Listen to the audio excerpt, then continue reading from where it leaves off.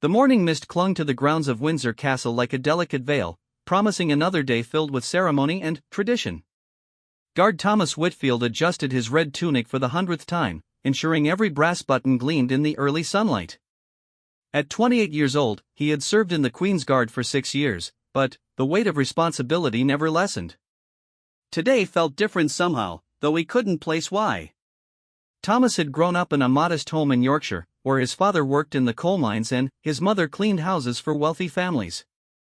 Military service had been his escape from poverty, and the Queen's Guard represented the pinnacle of his career. Every morning, he reminded himself how fortunate he was to protect the royal family, even if it meant standing motionless for hours while tourists took photographs. As he took his position outside the castle's main entrance, Thomas noticed unusual activity in the courtyard. Palace staff hurried back and forth, preparing for what appeared to be an informal family gathering. Through the ornate windows, he caught glimpses of movement inside the grand halls. The Wales family was in residence, and word had spread among the guards that the children would be spending the day exploring the castle grounds. Princess Charlotte, now 10 years old, had become something of a favorite among the palace staff.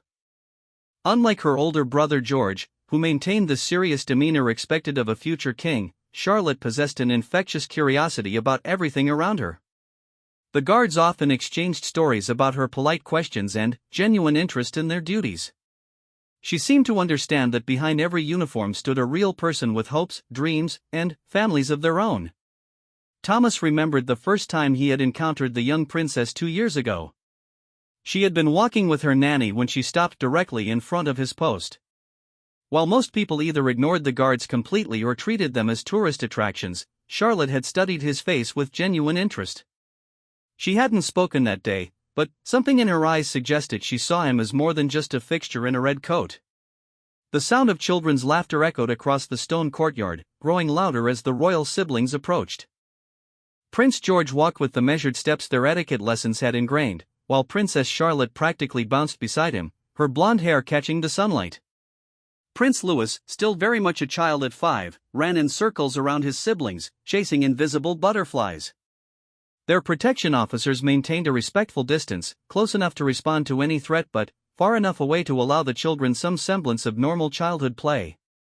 Thomas admired how the family tried to give their children ordinary experiences despite their extraordinary circumstances. These moments of simple joy seemed precious in a life that would be increasingly defined by duty and protocol. As the children's games brought them closer to Thomas's position, he could hear fragments of their conversation.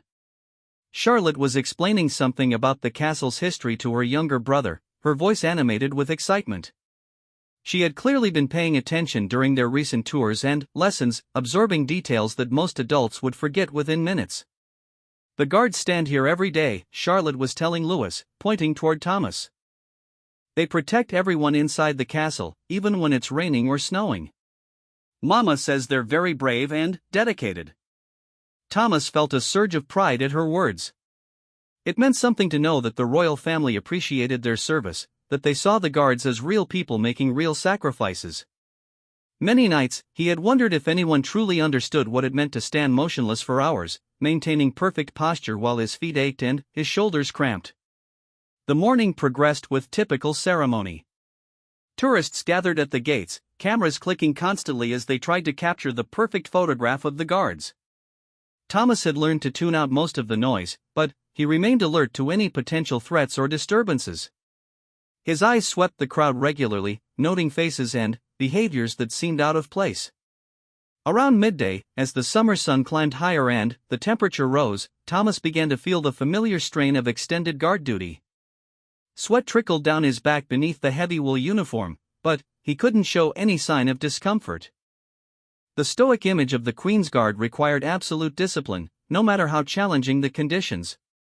It was then that he noticed Charlotte approaching again, this time without her brothers. She walked slowly, seemingly deep in thought, her small hands clasped behind her back in a gesture that reminded Thomas of her grandfather, the king. Her protection officer followed at a distance, alert but allowing her the independence appropriate for a princess her age. Charlotte stopped a few feet away from Thomas's position and simply stood there for several minutes, not speaking or moving. He could sense her presence without looking directly at her, wondering what had captured her attention. Was she studying the architecture of the castle entrance? Watching the way shadows fell across the ancient stones? Or was she thinking about something entirely different? After what felt like an eternity, Charlotte stepped closer. Thomas could see her clearly in his peripheral vision now, noting the serious expression on her young face.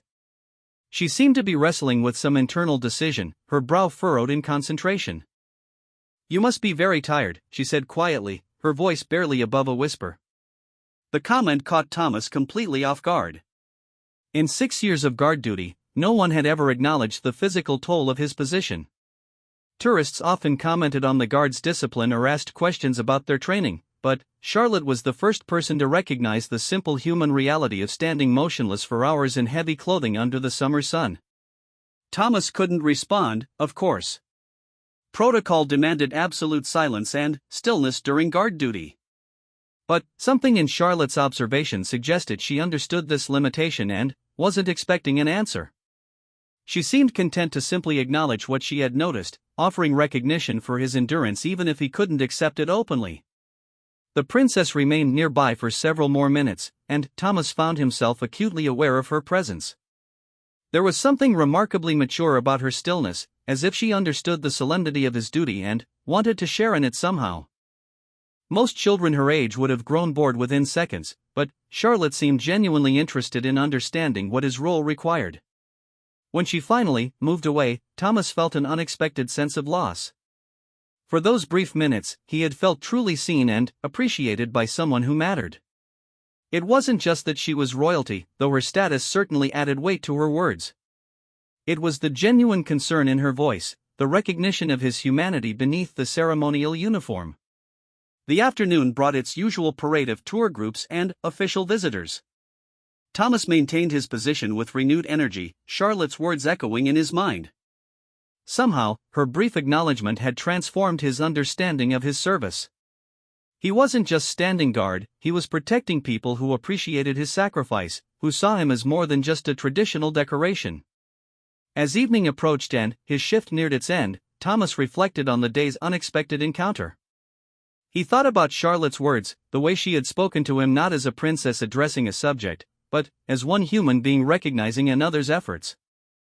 In that moment, the rigid hierarchy that usually defined their respective positions had dissolved into something more fundamental and meaningful. The setting sun painted the castle walls in warm golden hues as the changing of the guard ceremony approached. Thomas knew that tomorrow would bring another day of standing motionless, another test of his physical and mental discipline. But Charlotte's gentle observation had reminded him why his service mattered, why the tradition of the Queen's Guard remained relevant in an ever-changing world. As he prepared to hand over his post to the evening guard, Thomas carried with him a new appreciation for the impact of simple kindness. A 10-year-old princess had seen past his uniform to the person beneath, offering recognition that no amount of official commendation could match. Her words would stay with him long after this particular duty shift ended, a reminder that even the most formal roles were ultimately about serving real people with real appreciation for sacrifice and dedication. The day had started like any other, but Charlotte's gentle observation had transformed it into something memorable and meaningful. Thomas realized that sometimes the most powerful gestures come not from grand ceremonies or official recognition, but from quiet moments of human connection that transcend traditional boundaries and speak directly to the heart. 3 days had passed since Charlotte's unexpected words, but Thomas found himself thinking about the encounter more frequently than he cared to admit. Each morning as he took his position at the castle entrance, he wondered if she would appear again. The memory of her gentle observation had shifted something fundamental in how he approached his duties, infusing each hour of guard duty with renewed purpose. Thomas had written a letter to his parents in Yorkshire, though he couldn't mention the specific details of his encounter with Princess Charlotte. Palace protocol strictly forbade guards from discussing their interactions with the royal family, but he had managed to convey his renewed enthusiasm for his service. His mother had responded with characteristic warmth, expressing her pride in his dedication and reminding him that meaningful work often revealed its importance in unexpected moments. On this particular morning, the castle buzzed with preparation for a small charity event. The Princess of Wales would be hosting a gathering for a children's literacy foundation, and the ground staff had spent hours arranging flowers and ensuring every detail met royal standards. Thomas had been briefed on the additional security measures, though his own post remained unchanged. He would continue his regular duties while other guards managed the specific event logistics. As the morning progressed, Thomas noticed Charlotte walking through the courtyard with what appeared to be a small notebook and pencil. She moved slowly, stopping occasionally to write something down or sketch. Her governess followed at a respectful distance, occasionally pointing out architectural details or historical features of the castle grounds. The sight of Charlotte with her notebook triggered a memory from Thomas's own childhood. His younger sister Emma had carried a similar notebook everywhere, filling it with observations about birds, flowers, and people she encountered. Emma had always been the thoughtful one in their family, the child who noticed details others missed and asked questions that revealed surprising depth of understanding. Emma had been killed in a car accident when she was 12, just 2 years older than Charlotte was now. The loss had devastated their family, particularly Thomas, who had always felt protective of his curious, gentle sister. In many ways, his decision to join the military and eventually seek a position in the Queen's Guard had been motivated by a desire to protect others the way he had been unable to protect Emma. Watching Charlotte move through the courtyard with such focused attention brought back memories of Emma's intense curiosity about the world around her. Both girls shared that rare quality of seeing beyond surface appearances to find deeper meaning in ordinary moments. The parallel was both comforting and painful, reminding Thomas of what he had lost while also highlighting what Charlotte represented for her own family. As Charlotte's educational walk brought her closer to his position, Thomas found himself paying closer attention to her notebook. She seemed to be documenting something specific about the guards, perhaps for a school project or personal interest. When she paused near his post, he could see her writing carefully, her tongue poking out slightly in concentration just as Emma used to do when focused on a challenging task. "The guards must have families too," Charlotte said quietly, apparently speaking to her governess but clearly intending for Thomas to hear. "I wonder if they miss them when they're working such long hours." The observation hit Thomas with unexpected force. Charlotte had somehow intuited one of the most challenging aspects of his service. The long shifts, the requirement to remain at attention for hours, and the demanding schedule did indeed make it difficult to maintain close family relationships. Many guards struggled with the isolation that came with their prestigious position. Thomas thought about his girlfriend Sarah, who worked as a nurse in London. She understood the demands of service professions, but even she sometimes felt frustrated by his unpredictable schedule and the emotional walls he had built around his grief for Emma. Sarah had been patient with his struggles to open up about his feelings, but Thomas knew their relationship required more emotional availability than he had been able to provide. Charlotte's continued presence near his post felt different this time. Where her previous encounter had been spontaneous and brief, this felt more deliberate, as if she had been thinking about their previous interaction and wanted to explore her understanding further. Her notebook suggested she was conducting some kind of study about the guards, perhaps trying to understand their lives beyond the ceremonial roles they played. "Governess Margaret," Charlotte said to the woman accompanying her, "do the guards ever get to talk to their families during the day?" "I believe they have scheduled breaks," the governess replied, "though their duties require significant dedication and focus." "But standing still for so long must be lonely," Charlotte observed, her voice thoughtful. "Even if people are watching, it's not the same as having a conversation or sharing a moment with someone you care about." Thomas was struck by the sophistication of Charlotte's emotional reasoning. At 10 years old, she had grasped something about his experience that many adults never considered. The public nature of guard duty created a particular kind of isolation, surrounded by people but unable to engage with them in any meaningful way. The charity event began in earnest around midday, with elegantly dressed guests arriving for the Princess of Wales's Literacy Foundation gathering. Thomas maintained his focus on security protocols while observing the easy grace with which the royal family interacted with their guests. He noticed how Charlotte, when she briefly appeared with her mother, demonstrated the same genuine interest in others that she had shown toward him. During the event, Thomas overheard fragments of conversation about the Foundation's work promoting reading programs in underserved communities. The cause clearly held deep meaning for the family, and Charlotte seemed particularly engaged when discussing books with some of the young visitors. Her enthusiasm for reading reminded Thomas once again of Emma, who had devoured books with the same passionate intensity that Charlotte brought to her notebook observations. As the afternoon wore on and the event concluded, Thomas noticed Charlotte approaching his post once more. This time, she carried something small in her hand, concealed but clearly purposeful. Her protection officer remained nearby but seemed relaxed, suggesting this was not an unplanned or concerning action. Charlotte stopped at the same distance as before, respecting the invisible boundary that surrounded his position while still making her presence felt. She stood quietly for several minutes, and Thomas could sense her internal debate about whether to proceed with whatever she had planned. Finally, she stepped forward and placed something small on the ground near his feet, close enough for him to see but not so close as to interfere with his duties. It was a small folded piece of paper, clearly torn from her notebook. Without speaking, she stepped back to her previous position and waited. Thomas couldn't look down directly, but his peripheral vision allowed him to see the paper clearly. Written in careful handwriting were the words, "Thank you for protecting us. I hope you get to see your family soon." The simple message contained more genuine appreciation than any official commendation Thomas had ever received. Charlotte had somehow understood that his service involved personal sacrifice, that behind his stoic exterior was a person who missed his loved ones and longed for connection. Her recognition of his humanity felt like the greatest honor of his military career. But the gesture also triggered a complex mix of emotions related to Emma's memory. Charlotte's thoughtfulness highlighted the loss Thomas carried every day, the sister who would never grow up to show such mature compassion. The parallel between the two girls was both beautiful and heartbreaking, reminding him of what Emma might have become while also making him feel protective of Charlotte in a deeply personal way. Charlotte remained near his post for several more minutes, as if waiting to see if her message had been noticed and appreciated. Thomas wished he could acknowledge her kindness directly, could tell her how much her words meant to him and how they connected to his own family story. But protocol required silence, leaving him to communicate his gratitude through the only means available, perfect execution of his duties. When Charlotte finally moved away, she walked with a lighter step, seemingly satisfied that her message had been received. Thomas felt the paper's presence like a physical weight, a tangible reminder of human kindness in the midst of formal ceremony.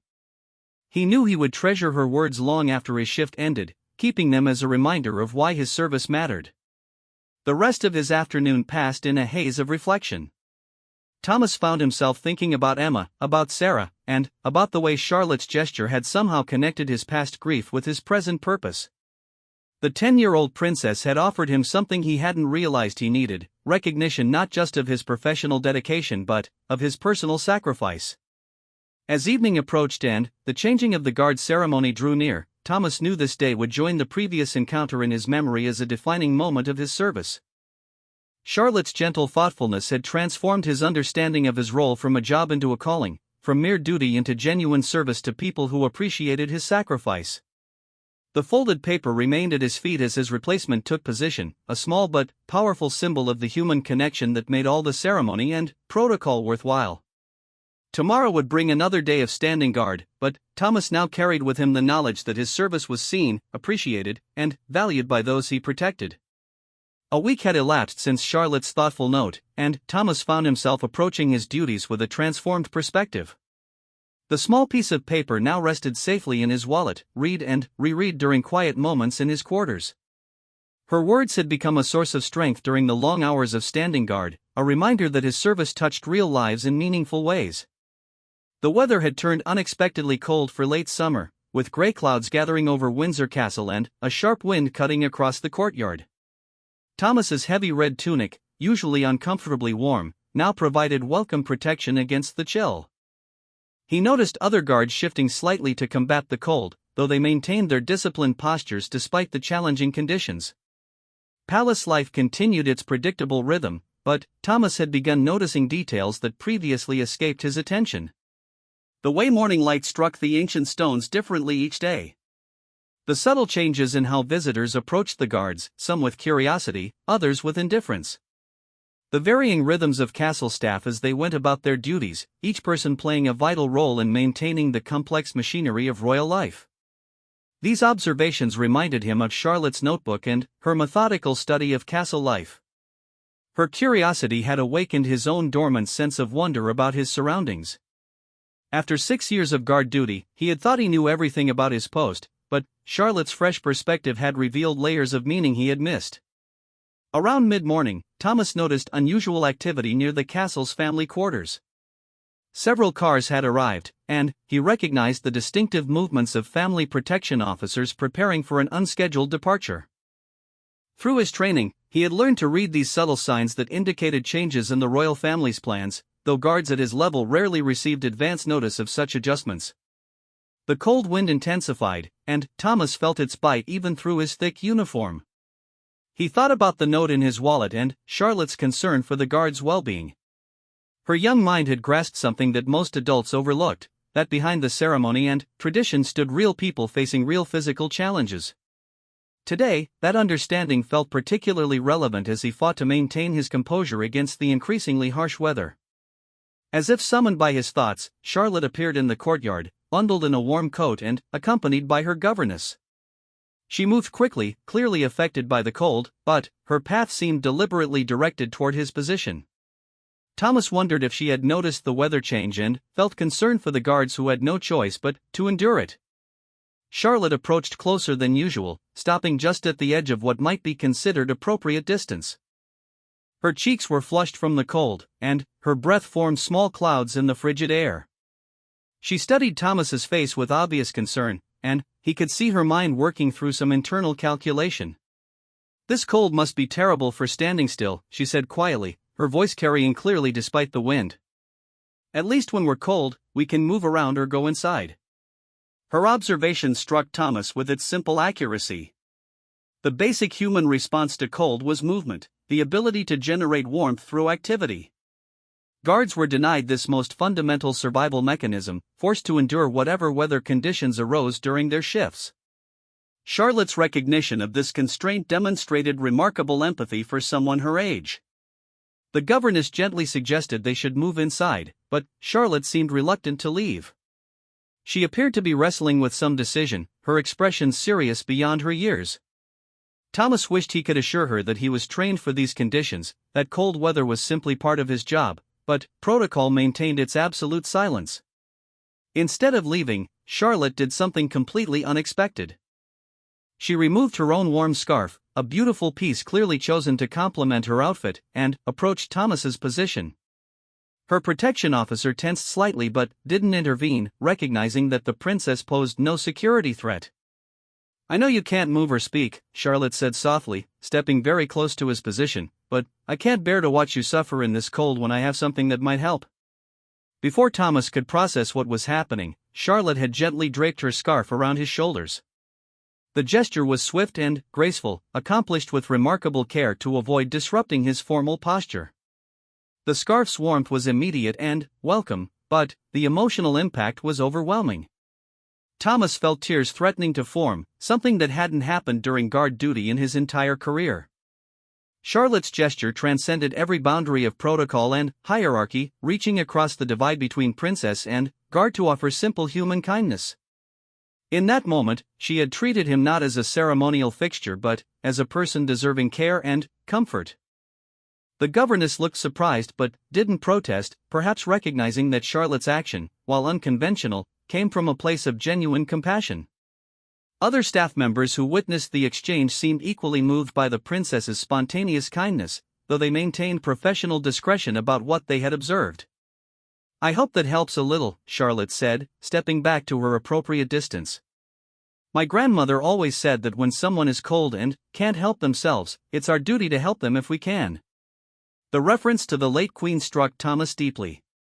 Charlotte was following an example of service that had been passed down through generations, interpreting royal duty not as receiving deference but as offering care to others. Her gesture embodied the finest traditions of royal service, demonstrating that true nobility lay in recognizing and addressing others' needs. As Charlotte finally moved away with her governess, Thomas found himself overwhelmed by the weight of her kindness. The scarf around his shoulders was more than protection against the cold, it was a symbol of human connection that transcended all the formal barriers that usually defined his interactions with the royal family. Word of Charlotte's gesture spread quietly among the castle staff throughout the day. Guards changing shifts passed the story in hushed tones, each retelling emphasizing the princess's natural compassion and her intuitive understanding of their challenges. Thomas became something of a legend among his colleagues, the guard who had received such extraordinary kindness from the young princess. The afternoon brought a brief respite from the wind, but temperatures continued to drop. Thomas wore Charlotte's scarf throughout his entire shift, drawing both physical warmth and emotional strength from her gesture. Several tourists commented on the unusual addition to his uniform, but he couldn't explain the story behind it even if protocol had allowed such conversation. During his lunch break, Thomas finally had the opportunity to examine the scarf more closely. It was beautifully made, clearly expensive, with delicate embroidery that suggested it held personal significance for Charlotte. The fact that she had given up something precious to comfort a guard she barely knew made her gesture even more meaningful. Thomas thought about calling Sarah to share the story, though he knew he couldn't reveal many details due to confidentiality requirements. Still, he wanted to tell someone about the profound kindness he had experienced, the way a child's simple gesture had restored his faith in the fundamental goodness of human nature. Sarah would understand the emotional impact even without knowing all the specifics. He also thought about Emma and how she would have reacted to Charlotte's story. Emma had always been drawn to tales of unexpected kindness, stories where people reached across social or cultural divides to help one another. She would have loved knowing that a princess had shown such natural compassion, that royal privilege had been used to comfort someone in need rather than to maintain distance. The parallel between Charlotte and Emma deepened Thomas's emotional response to the princess's gesture. In caring for him, Charlotte had somehow honored Emma's memory, demonstrating the kind of instinctive kindness that Emma had possessed. The connection felt spiritual, as if Emma's compassionate spirit lived on in unexpected places and people. As evening approached and his shift neared its end, Thomas realized that Charlotte's scarf had become more than a practical gift. It represented a bridge between his past grief and present purpose, a tangible reminder that service could create meaningful human connections even within the most formal circumstances. The changing of the guard ceremony proceeded normally, though Thomas's replacement noticed the scarf immediately. Thomas briefly explained its origin, watching his colleague's expression shift from curiosity to amazement to deep respect. The story would become part of guard folklore, a reminder that their service was appreciated in ways they might never fully know. As Thomas prepared to leave his post, he carefully removed Charlotte's scarf, folding it with reverent care. He would return it to palace staff with a message of gratitude, though he knew words could never adequately express what her gesture had meant to him. Charlotte had given him more than warmth, she had given him a renewed understanding of why his service mattered and a profound appreciation for the power of simple human kindness. Walking back to his quarters, Thomas carried with him not just a beautiful scarf but a transformed understanding of his role as a guardian. Charlotte's gentle touch had awakened something in him that had been dormant since Emma's death, a capacity for hope and connection that would influence every day of his remaining service. The princess had given him a gift far beyond material comfort. She had restored his faith in the possibility of meaningful human connection even within the most unlikely circumstances. 2 months had passed since the scarf incident, and autumn had settled over Windsor Castle with its characteristic display of golden leaves and crisp morning air. Thomas had returned Charlotte's scarf through proper channels, along with a carefully worded note of gratitude that followed all protocol requirements. He never learned if she had received his message, but the memory of her gesture continued to influence his daily service in profound ways. The transformation in Thomas's approach to his duties hadn't gone unnoticed by his superiors. His renewed enthusiasm and deepened sense of purpose had earned recognition from the guard commander, who noted improved performance in Thomas's quarterly review. While Thomas couldn't explain the specific catalyst for his renewed dedication, he understood that Charlotte's kindness had fundamentally changed his relationship with his service. More importantly, the princess's gesture had helped Thomas begin to process his grief over Emma's death in ways he had been unable to manage for years. Her spontaneous compassion had reminded him that Emma's spirit of kindness lived on in others, that the love and protection he couldn't provide for his sister could find expression through his service to people like Charlotte. On this particular autumn morning, Thomas noticed increased activity around the castle that suggested a special event was planned. Palace staff moved with the focused efficiency that accompanied important occasions, and additional security personnel had been deployed throughout the grounds. Thomas's briefing had mentioned a small private ceremony but provided few details about its nature or significance. As he took his position at the main entrance, Thomas observed the arrival of several official vehicles and what appeared to be a small group of guests. The gathering seemed more intimate than typical state functions, with an atmosphere that felt celebratory rather than formal. Through the castle windows, he could glimpse preparations that included flowers and what looked like presentation materials. Around mid-morning, Thomas was surprised to see his guard commander approaching with an unusual expression of barely contained excitement. Commander Harrison was known for his strict adherence to protocol and rarely displayed emotion during official duties, so his apparent enthusiasm suggested something extraordinary was happening. "Whitfield," the commander said quietly, "you've been specifically requested to attend a brief ceremony in the blue drawing room. Your replacement is already en route." Thomas felt a surge of confusion mixed with anticipation. Individual guards were rarely singled out for special ceremonies unless they had committed some significant error or achieved unusual distinction. He couldn't think of anything he had done recently that would warrant either type of attention. "Sir, may I ask the nature of the ceremony?" Thomas inquired, following proper channels for requesting clarification. "You'll understand everything shortly," Commander Harrison replied with what might have been the hint of a smile. "I think you'll find it quite meaningful."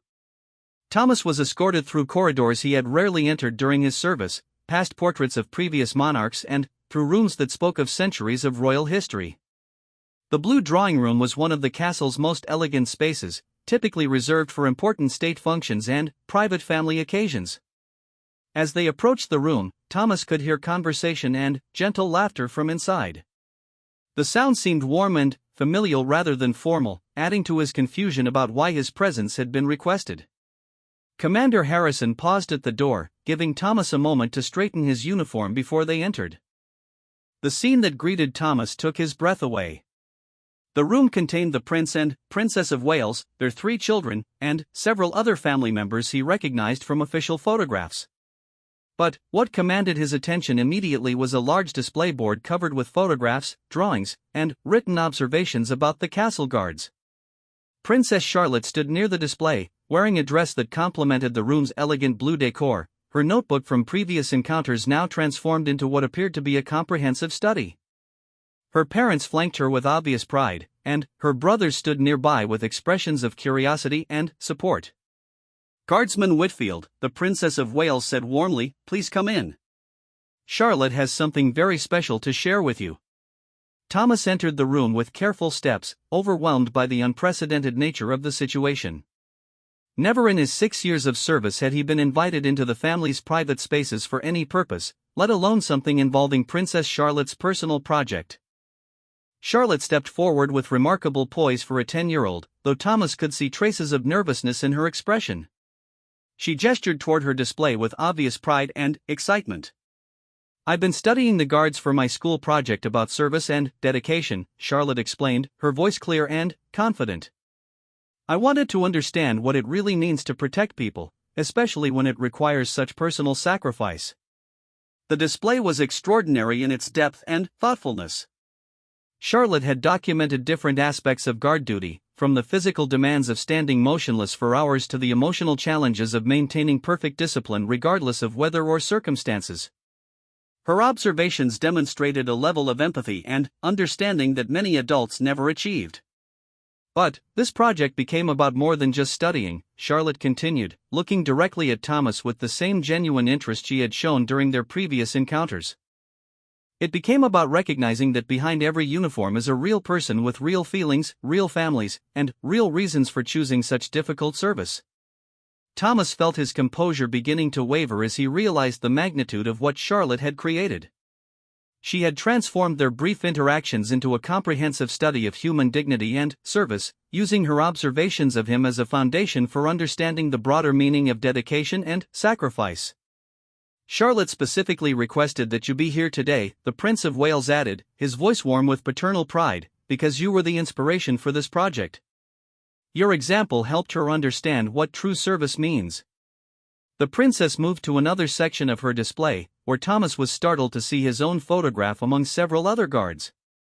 But, rather than a simple identification photo, Charlotte had somehow captured him during one of their encounters, showing him in his full uniform but with an expression of quiet dignity that he had never seen in himself. "This is Guardsman Thomas Whitfield," Charlotte said, as if presenting to a larger audience. "He has served in the Queen's Guard for 6 years, protecting my family and our home. He stands in all weather, stays perfectly still for hours, and never complains or asks for anything in return." Thomas felt tears forming as Charlotte continued her presentation. She had seen him, truly seen him, in ways that went far beyond their brief interactions. Her study had captured not just his professional duties but his personal dedication, his quiet strength, and his fundamental humanity. "But what I learned most," Charlotte said, her voice growing more passionate, "is that true service isn't just about following rules or standing in the right place. It's about caring for others even when they can't care for you back. It's about protecting people not because you have to, but because you believe they deserve protection." The room fell into respectful silence as Charlotte concluded her presentation. Thomas realized that she had articulated something about service that he had felt but never been able to express. Her young mind had grasped the essential truth that meaningful service flowed from love and commitment rather than mere obligation. "Charlotte asked if she could share something with you personally," the Princess of Wales said gently, gesturing for Thomas to approach the princess. Charlotte reached into a small box beside her display and withdrew what Thomas immediately recognized as her notebook, the same one she had carried during their encounters. She had covered it with decorative paper and added a ribbon, transforming it from a simple school supply into something that resembled a precious gift. "I wrote down everything I observed and everything I learned," Charlotte said, offering the notebook to Thomas with ceremony that seemed far beyond her years. "I wanted you to know that your service matters, that someone sees what you do and appreciates the sacrifice it requires." As Thomas accepted the notebook, he felt the weight of Charlotte's recognition settling over him like a mantle of honor. Inside, he found pages of careful observations, thoughtful questions, and insights that revealed a depth of understanding that humbled him completely. She had transformed their brief encounters into a profound study of human dignity and service. "There's one more thing," Charlotte added, stepping closer with the same gentle confidence she had shown when offering her scarf months earlier. "I want to thank you for helping me understand what it means to serve others. Watching you has taught me what I want to be when I grow up, someone who protects and cares for people, even when it's difficult." In that moment, Thomas understood that Charlotte's gesture had come full circle. Her initial recognition of his service had blossomed into a comprehensive understanding of dedication and sacrifice, which had then inspired her own sense of purpose and calling. He had protected her, but she had also protected him, offering recognition and validation that had healed wounds he hadn't even known he carried. The ceremony concluded with warm thanks from the royal family and assurances that Charlotte's project had created a lasting impact on their understanding of the Guard's service. As Thomas prepared to leave, he carried with him not just Charlotte's notebook but a transformed understanding of his own worth and purpose. Walking back through the castle corridors, Thomas reflected on the extraordinary journey that had begun with a simple observation about his fatigue and culminated in this moment of profound recognition. Charlotte's gentle touch had awakened something in him that would influence every remaining day of his service and every relationship he would build in the future. That evening, Thomas called Sarah and found himself able to share emotions he had kept buried since Emma's death. Charlotte's kindness had somehow unlocked his capacity for hope and connection, allowing him to envision a future where service and love could coexist in meaningful ways. The princess had given him more than recognition, she had given him the foundation for healing and growth. As he prepared for bed that night, Thomas opened Charlotte's notebook one final time, reading her careful observations about dignity, service, and the fundamental human need for recognition and appreciation. Her gentle touch had sparked more than an unforgettable reaction, it had created a transformation that would ripple through his life for years to come, a reminder that the greatest service often comes from simply seeing and valuing the humanity in others.